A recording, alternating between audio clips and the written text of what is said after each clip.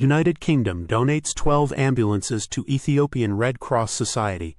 The United Kingdom, UK, has donated 12 ambulances to the Ethiopian Red Cross Society, ERCS, today. UK Deputy Prime Minister Angela Rayner handed over the ambulances to ERCS President Abarat Tola in a ceremony held at the training centre of the society.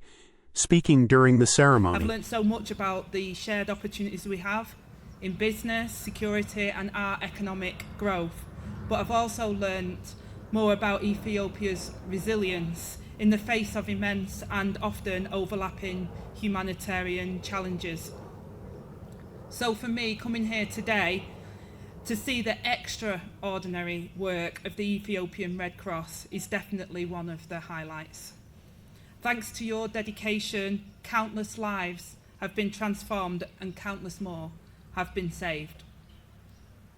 During my trip, I have heard in particular from women and girls about their daily challenges, a cause which is close to my heart, and I understand that this is an acute crisis in need of funding. The Deputy Prime Minister commended the ERCS for its brilliant work. The UK will be a close partner with the Ethiopian government, offering support while continuing its program of financial relief, she added. According to Rayner, UK's bilateral program with Ethiopia... So I'm glad and proud that the UK's bilateral program with Ethiopia is one of our largest humanitarian projects. And on Monday, I talked with the Prime Minister about our mutual interest in promoting a vision of prosperity for Ethiopia, while also making sure that the most vulnerable in the country receive the humanitarian support that they need. And the UK will be close partners with the Ethiopian government, offering our support while continuing our programme of financial relief for those most in need. And as part of this, I am delighted today to hand over 12 ambulances to strengthen the already brilliant work of the Ethiopian Red Cross. On his part, ERCS President Abarat Tola said the arrival of the new ambulances has a significant role in enhancing health services, particularly in maternal and child health care. This collaboration has set a global standard and stands as a model for humanitarian collaboration and how a donor agency and a local humanitarian organization can work together to achieve sustainable impact.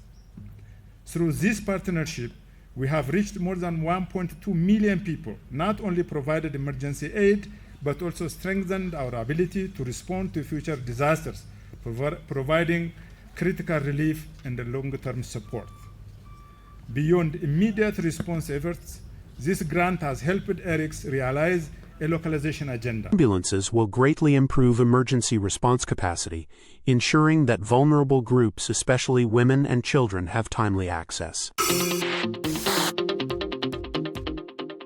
African ministers call for faster regional economic integration, implementation of AfCFTA. Zambia's Foreign Minister Malambo Hambi and Nigeria's Industry, Trade and Investment Minister Jumoke Ajawol have emphasized the critical need to expedite the implementation of regional economic communities, RECs, and AfCFTA. We need to have, first of all, between the regional bodies within the continent, each of our regional economic communities should be able to have deliberate programs and deliberate frameworks for interaction in terms of not only political cooperation, but in terms of trade and investment as well. And very importantly also, we have many conflicts that are ongoing on the continent. So from a peace and security perspective, we have to put in more effort as countries on the continent, as African countries, to address those particular conflicts that we see. CFTA to unlock Africa's full economic potential.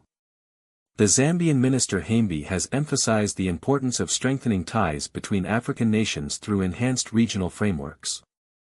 The continent must prioritize collaboration within its borders rather than relying on external sources for economic development, he noted. AfCFTA is now 5 years. We've started the pilot trading, and most countries have now started getting more organized.